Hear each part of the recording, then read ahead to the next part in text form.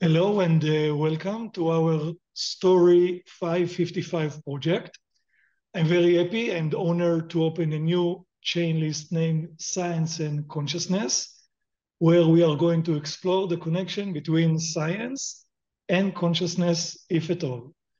So for our very first program in this ChainList, we have a very special guest, Dr. Prashant Kakoday from Cambridge. Dr. Prashant, good evening. Good evening. Hello to Shai. Hello. Hello. Dr. Prashant has background in E.N.T surgery and integrated health. He explores the connection between the psyche, emotions, behavior, and health. Dr. Prashant is an international speaker, and the subject of this evening project is the game of life. Later, we are going to be joined by our Q&A team, Dr. Retter and Dr. Shai, whom I'm going to introduce a bit later. Good evening, Dr. Retter and Dr. Shai. Hello. Good evening. Okay, good evening. So without further ado, Dr. Prashant, the stage is yours. Let us begin and enjoy the time. Hello, and yes, I like this subject very much, the whole subject of consciousness and approaching it from different angles, the angles of science and spirituality. But first, I would like to touch this subject of truth.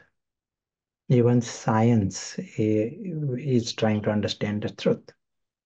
And when we see this big map, what we realize is quite fascinating.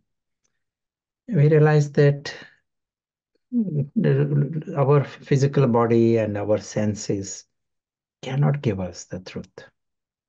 It can give us part of the information, and which is great, just like our telescope can give some information and microscope gives some other information.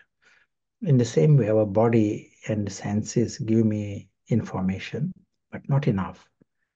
To know the complete truth, I have to go beyond all this. And to go beyond, as if we have to use our other faculties, which are not senses. We can use the word sixth sense. Our understanding is very important. Our reason is very important. Our intuition is very important, but then the experiences follow.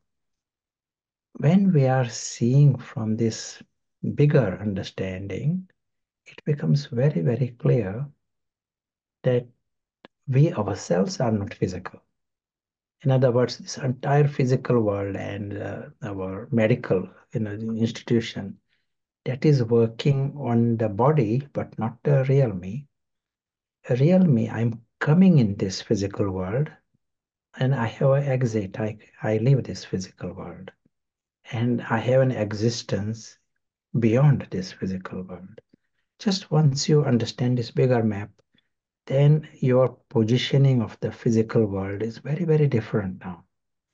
In fact, what happens is you understand that our ordinary, the impossible demands in this physical world, they have an answer, but not at a physical level.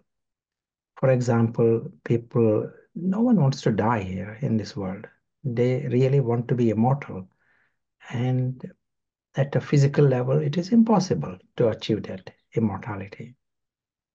Everyone is leading a life, it's the life of a failure. They work so hard and then they die.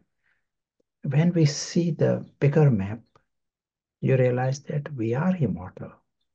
And this instinct for immortality comes because we have experienced it. And what has really happened to us when we are passing through this physical world, we have lost our perception. We have lost our sixth sense. And in other words, we can't even see ourselves. And when we can't see ourselves, we can't see our bigger map, this is a bigger problem of our human beings and human consciousness. that we have dropped in this our ability to see our bigger truth. And then in this little physical world, we are trying to solve the answers which are impossible to attain. So this is the big, we get a map, as we said, let us see the bigger truth. And in this context, let us see where science fits in. And what science is doing and the limitations of science, they have to 100% rely upon the sense observation and sense experience.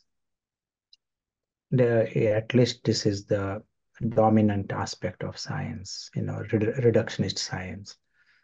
And even within the field of science,